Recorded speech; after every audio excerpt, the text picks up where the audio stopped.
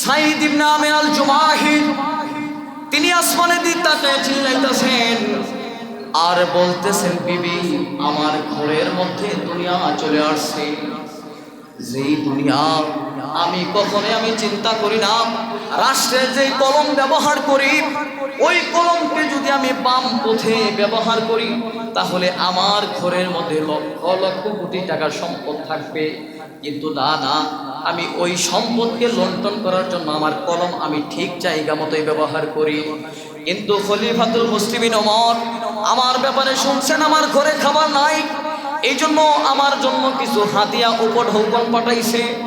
এই উপঢৌকন আমি কোনোভাবেই আমার ঘরের মধ্যে আমি নিতে পারবো না, তুমি ভোগ করতেও পারবে না। অতএব এই সম্পদগুলোকে তুমি গরিব এলাকার গরিব দুঃখীর মধ্যে বন্টন করে দাও। সুবহানাল্লাহ বলে খলিফাতুল মুসলিমিন ওমর ফারুক রাদিয়াল্লাহু তাআলা দেওয়া যে নিয়ামত, একটা হাতিয়া উপঢৌকন, এই উপঢৌকনটুকু নিজের ঘরের মধ্যে নিজের সন্তানদের জন্য নিজেদের বরাদ্দ করে দেয়। এই খবর যখন খুদে আয়েশা খলিফাতুল মুসলিমিন ওমরকে বলছেন, যে ওমর রাদিয়াল্লাহু তাআলাকে বলছেন যে আপনি কার কাছে পাঠাইছেন, তার দরিদ্রতার ব্যাপার শুনে আপনি যে উপঢৌকন পাঠাইছেন, আমার চোখের সামনেই ওই উপঢৌকন সে গ্রহণ করছে, কিন্তু তৎক্ষণাৎ ওই সমাজের মধ্যে গরিব দুঃখীদের মধ্যে বন্টন করে দিয়েছে। সুবহানাল্লাহ। তারাও সমাজের মধ্যে গভর্নর ছিলেন, তারা সমাজ পরিচালনা করছেন। সমাজের একটা সম্পদ, একটা পয়সা তারা কি করতো না, আমানতের খেয়ানত করতো না। তারা এমন ব্যক্তি ছিল।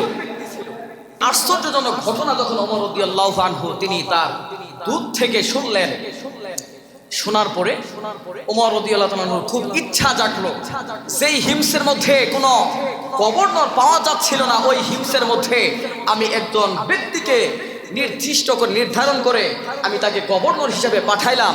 ওই গভর্নরের চেহারাটা একটু দেখার দরকার, সাক্ষাতের দরকার।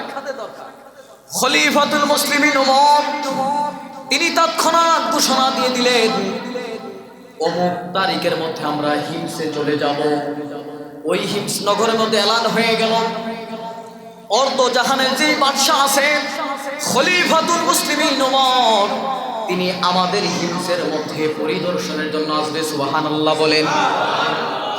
মানুষের মনের ভিতরে একটা এমন আনন্দ কাজ করে, মানুষের শুধু সময়ের অপেক্ষা করতেছে, খলিফাতুল মুসলিমিন ওমর কবে আমাদের হিমসের মধ্যে আগমন করবে, তাকে আমরা সরাসরি তার চেহারা আমরা দেখব।